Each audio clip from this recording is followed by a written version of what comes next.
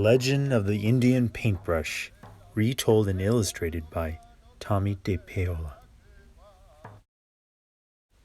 Many years ago, when the people traveled the plains and lived in a circle of teepees, there was a boy who was smaller than the rest of the children in the tribe. No matter how hard he tried, he couldn't keep up with the other boys, who were always riding, running, shooting their bows, and wrestling to prove their strength. Sometimes his mother and father worried for him. But the boy, who was called Little Gopher, was not without a gift of his own. From an early age, he made toy warriors from scraps of leather and pieces of wood, and he loved to decorate smooth stones with the red juices from berries he found in the hills.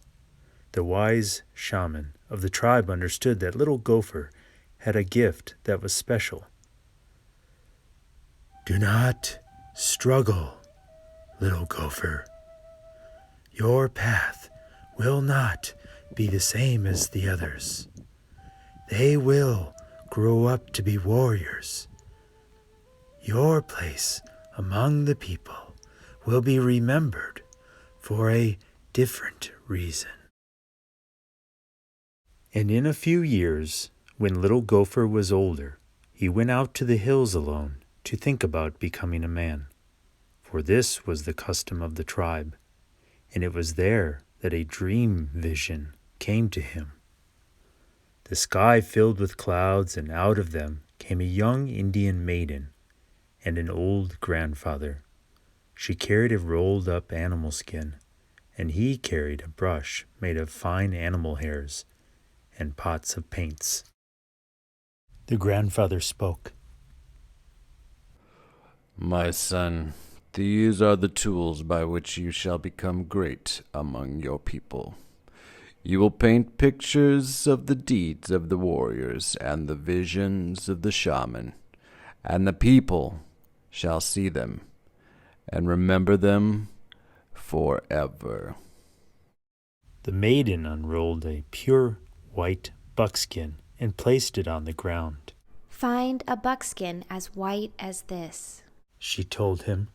"Keep it, and one day you will paint a picture that is as pure as the colors in the evening sky."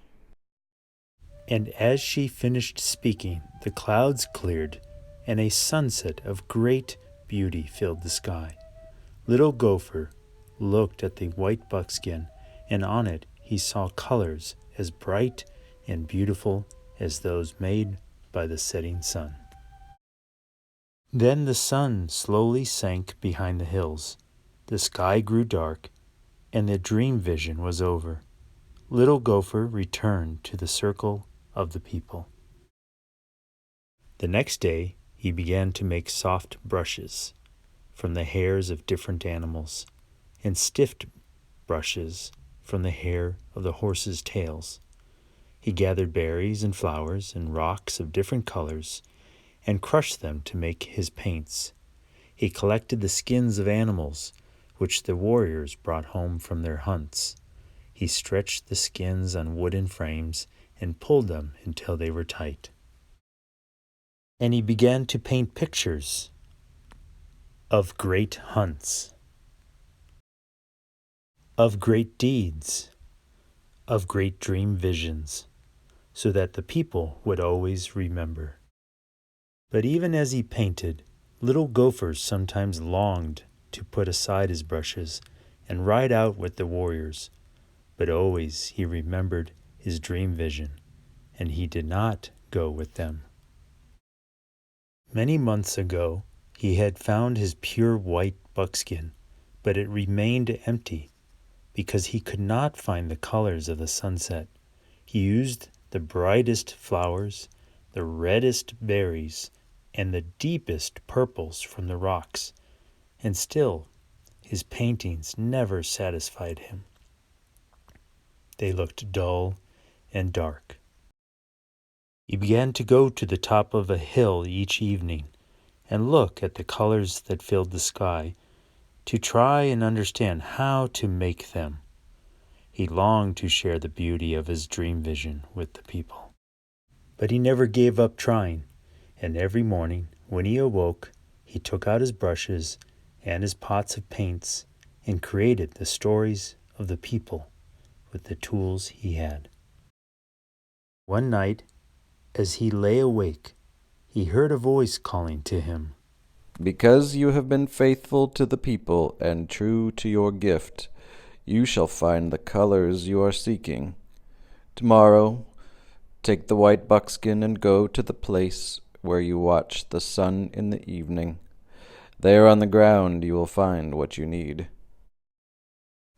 The next evening, as the sun began to go down, Little Gopher put aside his brushes and went to the top of the hill. As the colors of the sunset spread across the sky, and there on the ground all around him were brushes filled with paint, each one a color of the sunset. Little Gopher began to paint quickly and surely, using one brush, then another. And as the colors in the sky began to fade, Little Gopher gazed at the white buckskin, and he was happy. He had found the colors of the sunset. He carried his painting down to the circle of the people, leaving the brushes on the hillside. And the next day, when the people awoke, the hill was ablaze with color, for the brushes had taken root in the earth and multiplied into plants of brilliant reds, oranges, and yellows. And every spring, from that time, the hills and meadows burst into bloom. And every spring the people danced and sang the praises of Little Gopher, who had painted for the people. And the people no longer called him Little Gopher, but he who brought the sunset to the earth.